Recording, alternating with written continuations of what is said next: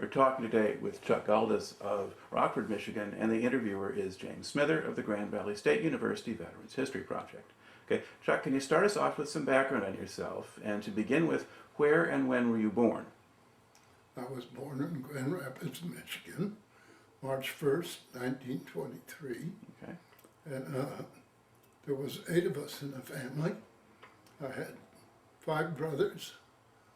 No, 5 brothers plus myself was 6. Then I had a half sister and a real sister. Okay. Now, where were your parents from? From what I gathered and talking to my folks, they were near Warsaw someplace. So they're in Poland, or what is now Poland. Yeah. What is now Poland. It would have been Russia. Well, when did they come over to the U.S.? Like I said, in the early 1900s. Okay, so before World War I. Yes. Okay. Yes. All right. And then did you speak Polish at home? Oh yeah. That was number 1. Okay. Now, where were you in the sequence of kids? Were you one of the younger ones or older ones? I was the baby in the family. Okay. Yeah. And how much older was your oldest sibling? Older than me? Yeah. Or the, older than you. Yeah. How many years older? He was 4 years older. My next brother. And he served in the Marine Corps in the South Pacific. Okay. All right. And your oldest brother? His name was John, and he was in the Army, and then he was discharged after spending 13 years, but then he got called back in once the World War II started. But he was a mess sergeant. He never went overseas. Okay. All right. Now for yourself, now did you live in Grand Rapids while you were growing up, or did you move someplace else? Yes. Okay. I lived in Grand Rapids. And what did your father do for a living? He worked in a furniture factory. And did your mother stay home with the kids, or did she have a job? Okay.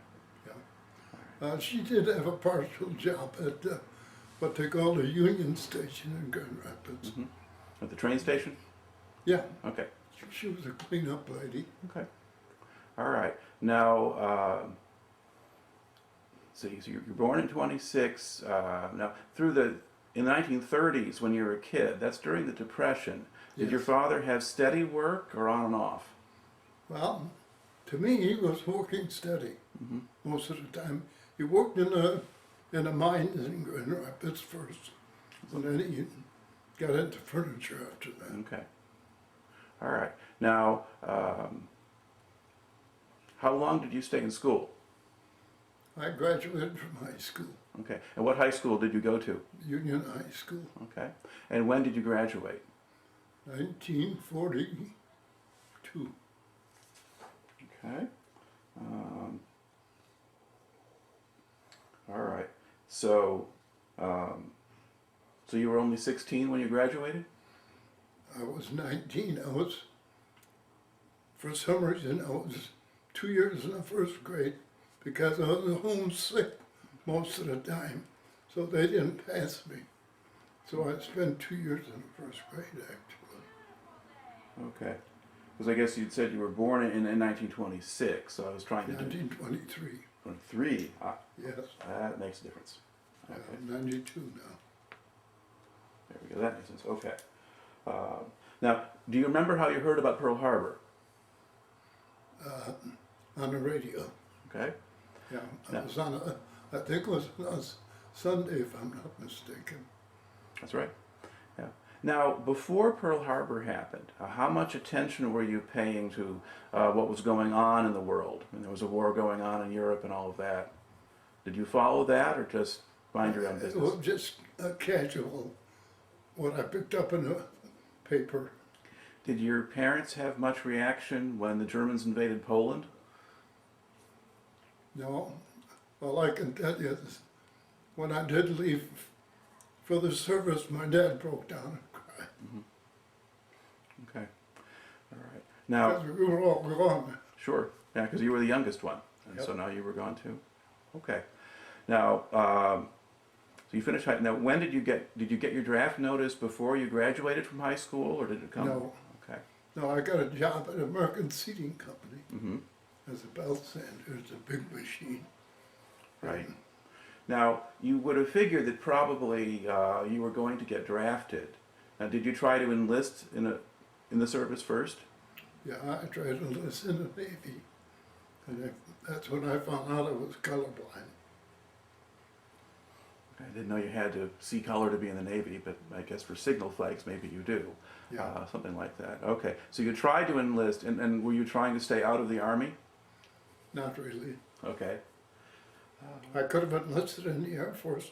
Never entered my mind. Mm-hmm. Of course, at that point, the Air Force wasn't completely separate from the Army either. It was still part of the Army. Yeah. It's Army Air Forces. All right. So you get drafted, and then when did you have to report for duty?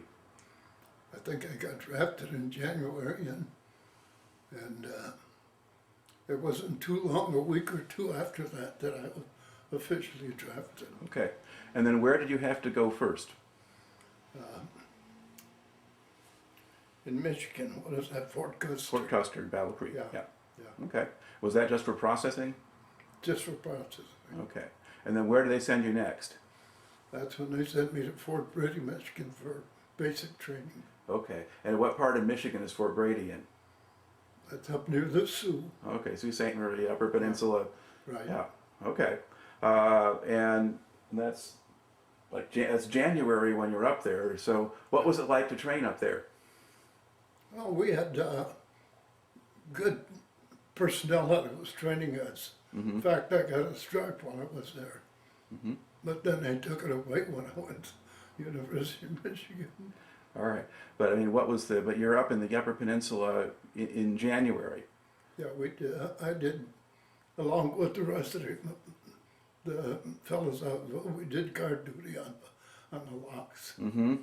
And how cold did it get? It got. I remember one time it got to 30 below zero All right. because one of our guys, they bet him $5 if he'd go out in the snow in his shorts, which he did, but he didn't stay out there very long. Oh, probably not. I don't know. What was there a danger that men on guard duty would get frostbite or anything like that? Yeah.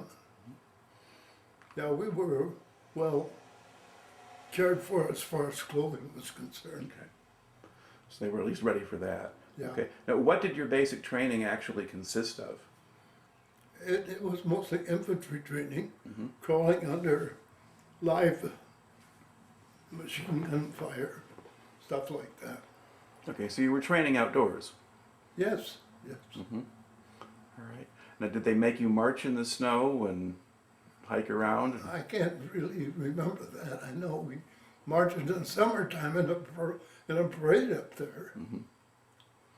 Okay. Now, how long were you at Fort Brady, do you think? I think I was there until June, probably. Okay. Now, were you assigned to a unit at that point, or were you still just an individual in training?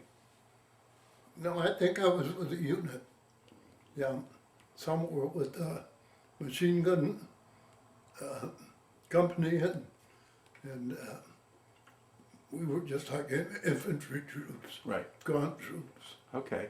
Okay. Then why did you wind up leaving there? Where did you go next?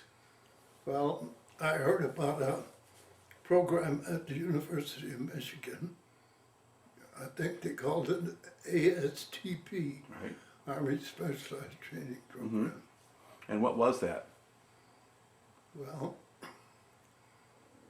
my mind is kind of vague as far as that part goes, but I could get the easy subjects I had in high school, but the mathematics was a problem because I only had 1 year of algebra in school. Well, were they training you to become engineers? Was it engineer officers or something like that? I would say it'd probably be engineers. Yeah, I think that's what that program was for. Yeah. And you had to get some college first. Now, so did you sort of flunk out of that, or? I think that's what happened. Okay. And then they sent me down to Texas after that. Okay. And from Texas, they sent me to Camp Chaffee, Arkansas. Okay. Well, how much time did you spend in Texas, do you think? maybe less than a month. Okay. All right. And then Fort Chaffee, Arkansas. And what did you do in Arkansas? Well, we were actually a regular unit there, Mm-hmm. and so when I heard about becoming a radio operator, I applied for it, and I was accepted with a bunch of other guys, and they sent us to Fort Knox, Kentucky, Okay. for the training. All right. Now, the unit that you were assigned to in Arkansas, is that the one that you were going to go overseas with? Yes. Was that the 64th Armored Infantry Battalion? Yeah. Okay. Yeah. So they're forming that unit. They need personnel for all of these different jobs. Yeah. They advertise for radio operator. You sign up. Okay. So now you go to Fort Knox. Oh, by the way, how are they getting you around, moving you from one base to another? You mean like from Chaffee to? Yeah. How do they transport you? We rode the train. Okay. And how long would it take for these trips? Not too long. Not too long. You don't remember having to stop a lot and wait for other trains? No, I don't. Okay. All right. So now you go to Fort Knox, and what does the radio operator training consist of? It consisted of Morse code. You had to learn the dotted business. Mm-hmm. Yeah. And we all passed. Okay. Everybody that I was there with, we all passed the course. Okay. Now, do they have a requirement for how fast you had to do it, or how many words in a minute? Not really. Okay. Not So really. that's just learning the code itself. Yeah. Okay. And how long did you spend there? Where's that? Fort Knox. Fort Knox. Oh, it's probably a couple of months. Okay. And did they teach you anything about the radio equipment itself, or how radios worked? Oh yeah, yeah. My radio, the one that I operated, was on a back end of it was bigger than a Jeep. Mm-hmm. A weapons carrier? You can say That was the next size up, was a weapons Yeah, carrier. yeah. Okay. All right. So this was one. This wouldn't be used by an infantry unit out in the front line someplace. This would. I ended up with what they call a service company. We supplied the troops up ahead. Mm-hmm. After I got back, I heard there was a radio opening job in a service company, and I applied for it, and I got the job. That's where I got my stripes. Okay. Now, did you prefer being in the service company to being in a line company? Definitely, Okay. definitely. And why was that? I wasn't getting any place in a line company. Mm-hmm. A lot of the guys that I was with that had stripes already, they were disappointed that they kept passing me up. Mm-hmm. So so I got a lucky break by applying for the job with the service company. Okay. So my life changed quite a bit. All right. Now, what did your responsibilities consist of once you joined the service company? Well, like I say, the service company supplies troops up ahead with food, ammunition, and the basics. Good, clean water to drink, and just the basics. Right. Probably clothing and other supplies. Yeah. Yeah. Okay. That's what they do. And then what were you doing specifically? Well, we were just waiting for something to happen as far as going into action or anything like that. And we just practiced on the radio. Mm-hmm. How long did you stay in Arkansas?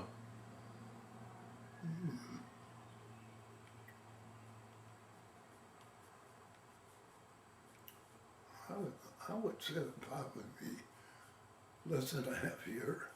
Okay.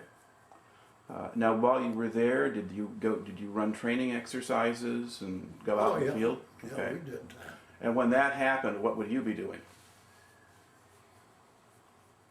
Well, like I say, being in an infantry outfit, being part of an infantry outfit, we had to take the basics along with the regular troops, like crawling under live machine gun fire, stuff like that, and besides their regular duties. Okay. But were they conducting exercises with the whole battalion, like doing maneuvers and being out in the field for several days? Oh, yeah. Okay. Yeah. And then the service... We'd go out on marches and stuff like that. And like would, a 5-mile hike. but would you have occasion to practice what you might actually do in the service company, specifically if there was a battle going on? Yeah, I had a carbine. I was a sharpshooter on a carbine. Okay. All right. Now, when you were in Arkansas, did you get much of a chance to go off the base, or did you just stay on Oh, base? yeah. Okay. Yeah. And where would you go, or what would you do? There was a town called Fort Smith, Arkansas. We just ride a Jeep into town, Yep. and that's where the fun was, Fort Smith. Right. About how big was the base you were on, do you think, or how many servicemen were there? I couldn't really give you an honest answer to that. Okay. Well, was there a whole division training there at once? I or- think there was a whole division. Okay. All right. Now, when did you leave there? When did you leave Arkansas? They said they were going to send us overseas, so they sent us to New York by train, and we spent a couple of days in New York. Got to see an opera production there with a friend of mine that liked that kind of music.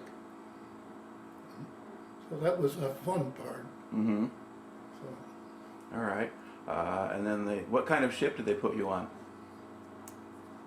from what I hear, they told us that they could put 10,000 troops on board.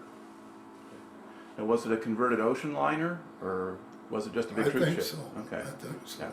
And did the ship sail by itself, or were you in a Oh, convoy? no, we were in a flotilla of ships, Okay. maybe about 30 ships or so. All right. We had a baby aircraft carrier following the ship that I was on. Mm-hmm. Yeah, because they protect against submarines. Yeah, Yeah. Okay. About how long did it take to get across the ocean? 13 days Okay. And what was the weather like on the way over? like this, up and down waves. Okay. I got dizzy the first day out, and after that I was okay. Did a lot of the guys get sick? Yes, yes. And where did you spend your time on the voyage? Did you have to be below decks, or? We were right at the bottom of the ship. Oh. If a submarine would have hit us, we'd have been goners. Mm-hmm. And could you get up on deck very much, or? Yeah, we had periods we could go up on that. Okay. Didn't it get pretty bad in the hold of the ship with everybody getting sick? Well, I was okay, but I felt sorry for the guys that weren't. Mm-hmm. Okay. And then, did you have any U-boat scares on the way over? No, Okay. no. All right. And then where did you land in Europe? La Havre, France. Okay. And roughly when did you get there? Well, it was still in January. Okay, so it's a January 45. Yes. Yeah. Okay. And what did you do once you landed? Well, we had our fun times there, and we had training down there because we didn't push off for Europe right away. We stayed in an old castle there. Okay. It was a rundown castle. Okay. But you stayed, so you're close to Havre, and you just stayed there and trained? Yeah. Well, what they did was they sent us to a little town that I remember this because they had a music there that they got some girls from, I think it was from Rouen, France. Okay. The girls came Mm-hmm. and with the music, and everything. We could go out and dance on the floor. Okay. So that was a fun time. All right. So about how long do you think you spent in that area? I would say about maybe a month or so. Okay. Not much longer. Now, did you have to sleep in tents, or did they have barracks for you? Well, we were in that old castle. Mm-hmm. We slept in there. Okay. So just in the halls or the rooms or Yeah, wherever you fit? just in the rooms. Okay. And was your whole battalion there, or just the service company? No, I think the whole battalion was there. All right. Now, at this time, did you have much of an idea of what was happening in the war, or what was going on at the front? No, not really. All right. They didn't keep us up to date on that. Okay. Because you're there while the Battle of the Bulge was going on, or at least the last part of it. I heard about that. Yeah. Okay. And then once your unit started to move, did you go by train, or did you load up in trucks, or what did you have? We rode in our vehicles. What vehicles we had, Okay. that's what we rode in. Now, did you have half tracks, because you were armored infantry, or did you just have trucks? I would say half tracks. Okay. Yeah. All right. So you drove across northern France, so you didn't get in the Yeah. train. And Yeah. Okay. Now, as you're driving through the countryside, what did it look like? I mean, was there much evidence of war damage, or was it fairly... Not until we got into Nuremberg. Okay. Then we could see what our bombers had done there. All right. And did you go from France directly into Germany? Yes, Okay. directly into Germany. And do you... Now, the way the geography of this works, the Rhine River goes up one side of France, and then there's another corner which has the Saar and the Rhineland. There's a part of Germany that's west of the Rhine River. Did you go into Germany before you crossed the Rhine, or did you cross the Rhine to get into Germany? Well, my mind is hazy as far as that part goes. Okay. Because we're trying to sort out what larger unit or formation your battalion was part of. Yeah. That would help. Do you know which army you were with at the time? What was that? Were you with Patton's 3rd Army, or were you with the 7th Army? We were with some army, but I think it was probably the 3rd Army. Okay. And if you were then you quite possibly went into the Rhineland area of Germany Yeah. first. Okay. Now, as you go into Germany, so you could see evidence of battle damage and bombing and things like that. Was there any fighting going on where you were, or were you following the front?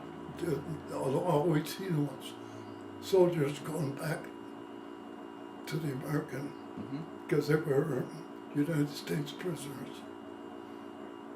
And hundreds and thousands of them we passed on the way. Okay. So basically, do you remember crossing the Rhine River? Probably the biggest and widest river you would have gone over. Yeah. That I don't remember. Okay. So what does your unit actually wind up doing? Do you just drive across Germany? Yeah, we drove across Germany, and we were just lucky because the war was winding down, and so we did our basic duties, and that's about it. Okay. Now you were talking about seeing a lot of Germans who had surrendered. Yeah, Okay. What did they look like to you? they were dressed in their army uniform, mostly army infantry troops, I would say. Right. Did you have a sense of how old they were, or anything like that? Well, I would say they were about our age at the time, Okay. 19, 20, 21. So, and did they look like they were in fairly good shape, or? Yeah, I would Okay. say so. Because sometimes you hear about them using a lot of boys and old men and that kind of thing. But the ones you saw, as far as you could tell, were military age? Yeah, I would say. Okay. Now, these were not groups you had actual contact with, though. You just saw them. Oh, no. online. Okay. All right. Now, did you see much of the civilian population as you went through? Well, whatever civilian population we got in touch with, they talked either French or German. And unless there was somebody that had taken that in high school, they could understand them, but I couldn't. Okay. But would the German people actually just stand around and talk to you, or only after the war was No. over? Or? No, Okay. no, we didn't spend any time talking to the civilian population. Okay. And then where were you when the war in Europe ended? Where had you gotten to? We got to Czechoslovakia. Mm-hmm. We got into Pilsen, and then they had to pull us back Mm-hmm. because the politicians in Washington and Great Britain decided that the Russians were going to take over. Mm-hmm. That didn't make me feel very good. Okay. How long were you in Czechoslovakia? I would say maybe about 2 months. Okay. And what kind of job did you wind up with there? I was an interpreter for the captain. I could talk Polish, and the mayor of that town could talk Polish, so I was the go-between between what the captain wanted done, and so that was like a feather in my cap. Mm-hmm. And can you describe the mayor? I mean, what was he like, or how old was he, or? I would say he was middle-aged, Mm-hmm. nice-looking guy, and I got a few favors from him. I had my clothes washed and stuff like that. All right. Did he say much either about the war, about what was happening at the time you were there? No, Okay. Did he express any opinion about the Germans or about the Russians? no, I can't remember if he did. Okay. Now, what kind of business did we have with the mayor? I mean, what did we need to communicate with him about?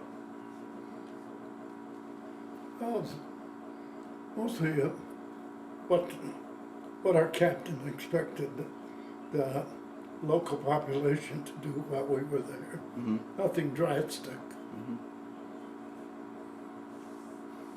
But would it be like, I don't know, did you have a curfew at night or anything like that, or? I don't think we had a curfew. The people were nice that Mm-hmm. that we were there. There was a lot of Polish refugees there Mm-hmm. that I got along fine with Yeah. because I could talk Polish.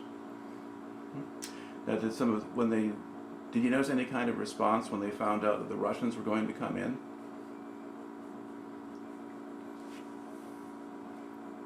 I don't think so. Okay. All right. So. And I didn't mention it to the Polish people I was with either. Okay. They were glad that we were there. All right. And then when you left, I mean, did you give them any advance notice, or did you just pack up and leave? I don't think we gave any advance notice. Okay. All right. Now, once you pulled out of Czechoslovakia, what did you do then? That's when the captain made arrangements to send us on furlough because the war was ended. Mm-hmm. And he asked us if we wanted to go to Marseille or Paris, and all of us wanted to go to Paris. Mm-hmm. And so we rode the back end of a truck into Nuremberg, Germany. We could see the devastation there. Mm-hmm. And the next day they rode us into Belgium. We caught a train into Belgium. Or down to Up Paris. to Paris. Yeah, right. Okay. Now, what kind of facilities did they have for men on furlough in Paris? We stayed at, I think it was called an American-French hotel. Okay. At least they named it that. Mm-hmm. And the accommodations were wonderful. All right. And what kinds of things were there to do? They took us to see the fine points of Paris. Mm-hmm. And one thing about Paris, everybody talks English. There's no communication problems Okay. at all. All right. Now, some of the men, would they get themselves into trouble while they were in Paris? With women or other things? Not that I remember. Okay. Because Paris was also notorious for some of that. Yeah, But were you on kind of what was a sort of a guided tour set up, or were you all that together? was a guided tour. Okay, So they We, were, we rode around in vehicles, okay. and we'd get off and walk around different different sites of Paris. Right. Okay. So they were keeping an eye on you. Yeah. Then I had a chance to see my brother that was in the Battle of Bulge, and I rode the subway to see him 3 days in a row to see him, and he was coming along good from the treatment he was getting. Okay. And what problem did he have? He had a flesh wound, which wasn't bad, but he had a nervous breakdown, and that's why he was there. In fact, the orderly asked me to ask the captain if I could take my brother into town and show him around, and the captain wouldn't release him. So. Okay. Do you know how much longer your brother stayed there or before he went out again? Or? I don't think he stayed there too long because he got to the United States after I did, and I think they sent him to some camp in the middle of the United States, probably around Fort Knox someplace. And back my mother and my sister went to see him down there. Okay. And then for you, you had how long did you actually stay in Europe before you went home? Or when did you go back to the States? I would say I was there 6 months at the total. Okay, yeah, because you're not discharged till 46. Yeah. So, okay. And so you spent most of your time in Germany? You were in Czechoslovakia for a couple of months, and then after Czechoslovakia, did you stay in Germany, except for the trip? No, we still stayed in that part of Czechoslovakia there Okay. So you stayed. before we took off to see Paris. Okay. And then after you got back from Paris, did you stay in Czechoslovakia until it was time to go home, or did they move your unit into Germany? No, I think we stayed there, and then when we boarded our vehicles and drove up to the port where we left from. Okay. All right. Now, thinking about the time that you were in Europe, between the time you landed and the time you left, Yeah. are there other particular things that stand out in your memory that happened to you or you saw or whatever? No, just those two things that I was an interpreter for my officer, and seeing my brothers. Those are the highlights. Plus seeing Paris, of Right. course. Okay. And now when they send you back home to the States, what kind of ship did you sail on? It was a smaller ship. So I would say maybe about 2,500 of us Okay. on board. And the ocean was just as smooth as could be coming back home. Okay. So much better trip home. Oh, much better. Okay. And how long did that take? I'd say about 6 days. Yeah. You didn't have to Landed in- zigzag. We landed in Boston. Okay. And then what did they do with you once you landed in Boston? Well, the reason they sent us back was they were going to train us to invade Japan. That's what our future duties were supposed to be. Get in training to invade Japan until they dropped the atom bomb. Okay. Now, I'm trying to sort of figure out the timing of this, because Japan surrenders in August, but you said, Yeah. so when you were saying you thought you were in Europe about 6 months, did you mean from the time you landed to the time you left, or from the time the war ended? Well, the war ended in Europe, and the war was still going on with Japan. Yeah. When I got back to the States. Oh, okay. So really, you were only in Europe then about 6 months. That's it. Okay, included from the time you landed. Okay, that makes sense, and everything fits together at that point. Yeah. Just trying to make sure I have the pieces together. Yeah. Okay, so that's the expectation. So were you going to get a leave home and then go off someplace to train? Well, I was home on furlough Mm-hmm. when they dropped the first atom bomb. Right. Okay. And then from furlough, where did you report to? Camp Campbell, Kentucky. Okay. And was that where your unit had been moved to? Yeah, Okay. yeah. All right. And then when you got down to Camp Campbell, then what did you do? Well, the Japanese surrendered after the second bomb was dropped, so they sent us to Fort Sheridan, Illinois, to be relieved from service. Okay. So I guess your service record indicates that you're not released until early 46. Yeah, So did you stay at Camp Campbell Yeah, then the all latter that part of time. Okay. So what were you doing down there in the last half of 45? not much, Okay. not much. Mostly playing pool and stuff like that. Now, while you were there, were men in your unit being discharged kind of one by one as they got points, or did you all leave together, or what happened? Well, I don't really remember that part Mm-hmm. because it seemed like when I was sent to Fort Sheridan, I don't remember anybody else being there with me. Right. So probably you were being discharged individually. I would say so. Okay. Get at Fort Sheridan, get discharged, early 46. Once you were discharged, then what do you do? I went back home and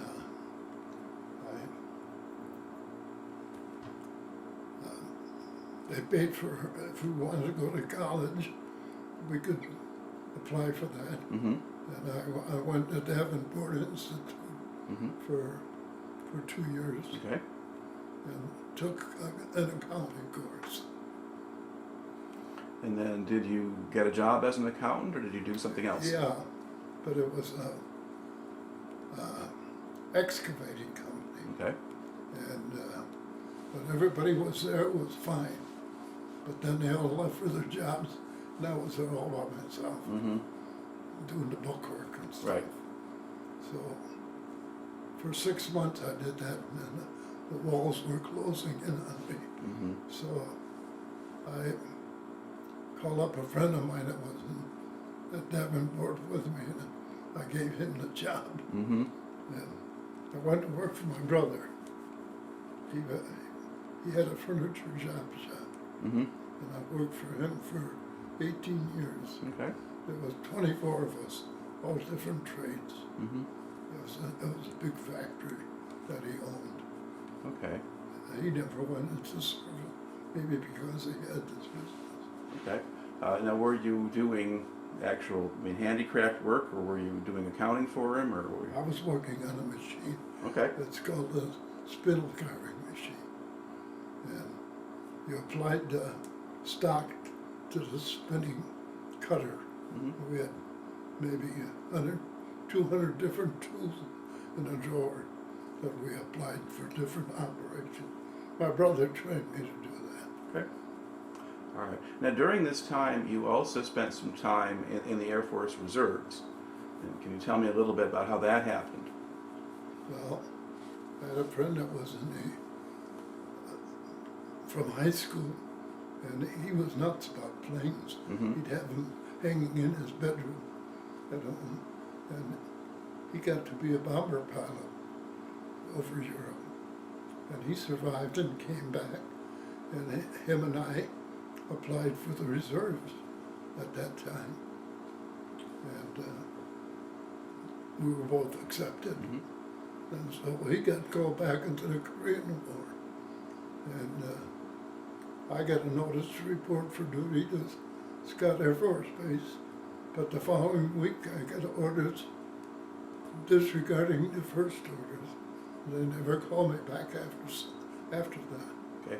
Now, when you were in the reserves, what did you actually have to do by way of training or anything else? No, we didn't. I never got called into the reserves Okay. to take any training. Okay. I would have got that in Scott at Scott Air Okay. Force Okay. Base. So you joined, but there was no weekend drills or anything else like that. You were just there, and so a few years, and then you're discharged out of that. Yeah. Okay. All right. Well, to look back at the time that you spent in the Army, what do you think you learned from that or took out of it? Just the highlights of using my Polish language as an interpreter,